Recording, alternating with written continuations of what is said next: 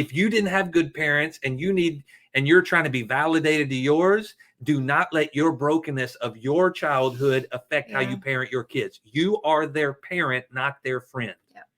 My kid, Ty, he comes down. He's our oldest, our 16-year-old. He comes down and I hear him up talking to his buddies on the Xbox, and he's dogging them big time. The same way, like when you see me and Jay on here, we're dogging each other because that's what boys do. He's talking to them, running his mouth, and he comes down and we had a conversation. I asked him to do something, and he pops off trying to be funny, and I just stopped and said, bro. First thing you're going to realize, I'm not your boy. No, I'm your daddy. And you're not going to talk to me the way you talk to your boys. There was a real coming to Jesus moment. Because there has to be that established place. I'm out for your good. I'm out for your ability to mature. I'm going to protect you, but I also am going to challenge you, because at 18, I don't want you walking out thinking you can be whatever you want to be, when instead of walking into the identity of who you are and being confident in that. Because people out in the world, the school, all the things, they're going to try to remove your ability to be confident. Yeah. They're going to tell you you're not good enough. They're going to tell you could be better if you did this like so and so. No, you need to be you. And that is founded in who you were created to be, period. Yeah. So we walk through this with our kids. We want them to learn. We want them to be better than us. We want them to learn from our mistakes, because when they turn into adults, I think that's the key of it. Is that's what Jesus did. I'm going to walk with these 12 disciples for 3 years so that when I leave, you know what I did. And the 12 of you can do bigger things than I did. Yeah. The impact can be even bigger. Okay, can we pause real quick? Yes. Is the mic on and working? Yes. Are you sure? How do you know? Yes, because I checked it at the beginning when you were over there doing whatever you were doing. Why is it over here, though? Because it's always there. It's still good. Okay, sorry, Janice. I don't see anything that says a mic is working. We're not cutting this out. This is going to be in the podcast. Yeah.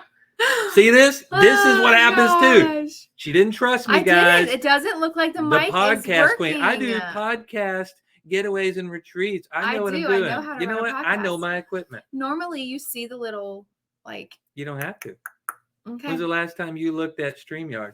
I don't know. That's Janice. So. Yeah. So don't question me. All right, Janice. I know what I'm doing. You can keep this in the podcast. See, this is what happens. We're real on here. If nothing else, it doesn't look like it's moving, y'all. But it's working. Okay. Everybody on here is like, we've been listening to your argument the whole time. No. Oh gosh. Where were we? Sorry. But I want to talk to entrepreneurs in business. I want you to kind of share your heart for this, because even in entrepreneurship, we can get stuck in broken methods and models that we've experienced in working, whatever it may be, even from pastoring. Mm-hmm. I'm not saying anything against people who do things differently. And there's an old model that I love. My parents, our old pastor, that they do what they do, and it ministered to people. But we were called to something different, to be different. If you can't see now, and Morgan's got her jacket on, so you really can't see. She's all tatted up. I got the beard, all the things. We have an identity, and it ministers to people. It connects with people. It does. And in your business, you got to know your identity. Don't try to be somebody else's. No. Really find out who you are, because when you find out who you are, it causes you to operate differently. Yeah. And well, it comes back to when we first created Tamra's business. We Googled, how do we do it? I think we Googled most popular business colors, most popular color palettes or something like that, to where most trending color palettes, something like that on, when Pinterest was big, and it's big now again. But we, instead of going with what she wanted to go with originally, was the rainbows and bright colors, we're like, that is not going to sell. That is not going to, people are not going to find that, appealing. And so we did these bland, peach, and it's not a bad color. It's just, if you're a peach person, God bless you. It's just not our brand. And we learned real quick that even when we were creating the websites and creating graphics, we weren't happy with doing what we were doing, because it wasn't who we were. And we had to learn real quick that people and Tony was talking about it today, is people want real, people want raw, people want authenticity. They don't want your highlight reel all the time. And there's so many fake people doing fake things, saying fake things just to get the followers and all that kind of stuff.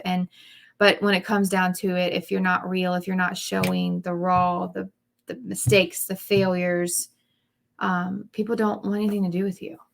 Even it comes down to pastoring. We are just normal people that have a title of pastor. Makes us we are not spared the hardships of life because and we we're make pastors. mistakes. And we do. And we struggle, and we have struggled with the comparisons. And we had the blessing to be here today, both of us. We almost didn't have that opportunity. No. When Morgan was in ministry, and there was a comparison piece to her. And if any of you are struggling in your identity and who you are because you don't feel like you're equipped or good enough, Morgan wasn't raised in church. I'm telling her story, but stepping into that role, she carried a lot of that with her, that she was constantly trying to be me. Yeah. She was constantly trying to be other pastors. She was comparing herself to other mothers and filling a space of inadequacy based on how she compared herself or how she added up to what she thought it should look like in the eyes of others. And if this is you, if you're on Facebook every day looking at pictures of other people's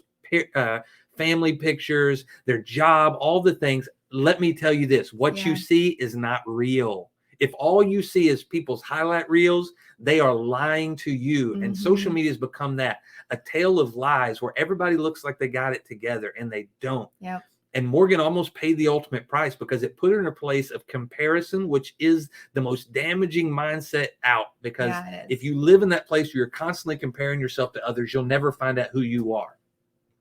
And it drove her to a place where she felt like she wasn't good enough at being a pastor, good enough at being a wife, good at being a mother. And she began to pull herself away. And this voice in her head that told her this, said, you can't tell anybody this, you're crazy. And it drove her to a space where she almost took her life in the shower one night with the razor blade, about to do it. And it was a turning point in our marriage. And it could have been an even bigger turning point in my life. Yeah. But God really stepped in that moment.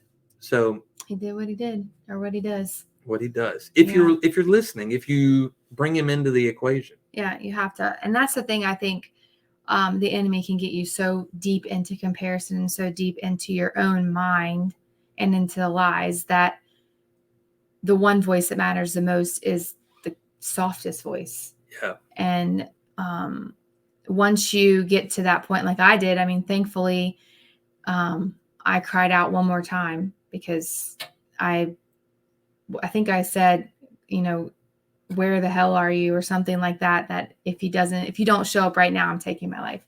And that's when I felt that warmth come over me and just dropped the razor. But his voice was probably wasn't even there during those, I don't even know how long it was.